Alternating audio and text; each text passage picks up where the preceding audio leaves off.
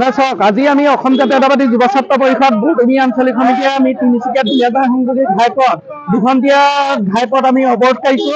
এই কাৰণে কৰিছো, আমি জিলা প্ৰশাসনক আমি বাৰম্বাৰ আমি স্মাৰক পত্ৰ প্ৰদান কৰাৰ পাছতো, জনস্বাস্থ্য কাৰিকৰী বিভাগক স্মাৰক পত্ৰ প্ৰদান কৰাৰ পাছতো ডিঙাগাঁও যি জল জীৱন আঁচনি দুৰ্নীতি তদন্ত তেওঁলোকে কৰা নাই। আমি যুৱ ছাত্ৰ পৰিষদে প্ৰতিবাদ কৰিলে তেওঁলোকে মানুহ পঠিয়াই তেওঁলোকে ৰিপেয়াৰিঙৰ ব্যৱস্থা কৰে, কিন্তু এবছৰ পৰ্যন্ত কাম সম্পূৰ্ণ হৈ যোৱাৰ পাছতো ৰাইজে ঘৰে ঘৰে বিশুদ্ধ খোৱা পানী নামত এইটো মানে পানী নাপালে। এই সন্দৰ্ভত তেওঁলোকে ঠিকাদাৰ আৰু জনস্বাস্থ্য কাৰিকৰী বিভাগৰ কি নীতি আনি আছে আমি নাজানো, তেওঁলোকৰ ভিতৰুৱাভাৱে।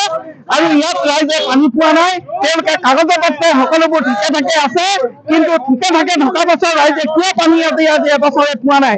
মাত্ৰ ষ্টাৰ্টিঙৰ দুদিন অকল পানী ৰাইজে পাইছিলে, তাৰপিছত পানী সম্পূৰ্ণৰূপে বন্ধ কৰি দিয়া হৈছে। আজি দুখনতীয়া পদবৰ্গৰ জৰিয়তে আমি জিলা প্ৰশাসনে স্পষ্টভাৱে আমি ক'ব বিচাৰিছো, ইয়াৰ পিছত যদি জল জীৱন আঁচনি দুৰ্নীতি তদন্ত আৰু ঠিকাদাৰক ব্লেকলিষ্ট যদি নকৰে আৰু নিয়মীয়াভাৱে পানী যোগানৰ ব্যৱস্থা যদি ৰাইজৰ ঘৰে ঘৰে বিশুদ্ধ খোৱা পানীৰ ব্যৱস্থা নকৰে, তেতিয়া ইয়াতে আমি কাৰ্যসূচী অধিক গণতান্ত্ৰিকভাৱে আমি কাৰ্যসূচী ল'বলৈ আমি বাধ্য হ'ম। আজি আমাৰ অসম জাতীয়তাবাদী যুৱ ছাত্ৰ পৰিষদৰ সৌজন্যত আমাৰ আজি দুঘণ্টি আমি কাৰ্যসূচী লৈছিলোঁ, আৰু এই কাৰ্যসূচীটো হৈছে আমাৰ ঢিঙাগাঁও চাৰিআলিৰ পানী যোগান আঁচনিৰ বাবে।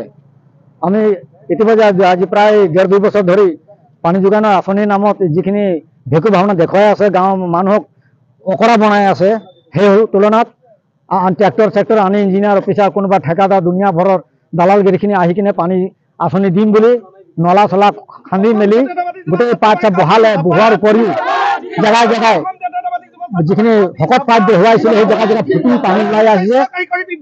আমি বাৰে বাৰে জল জীৱন যোগানক আমি বাৰে বাৰে জনাইছিলোঁ, প্ৰতিবাদীকে জনাইছিলোঁ, পানেলি জনাইছিলোঁ, লিখিত দিছিলোঁ, কিন্তু কোনো সুসূত্ৰ নাপালোঁ আৰু কোনো সিদ্ধান্ত লোৱা নাই। আৰু এতিয়াও পানী যদি আপোনালোকে সংবাদ মাধ্যমৰ জৰিয়তে যদি আপোনালোকে বিচাৰে, তেন্তে আমি আপোনাক ঘৰে ঘৰে নি পানীৰ যোগানৰ পাইপ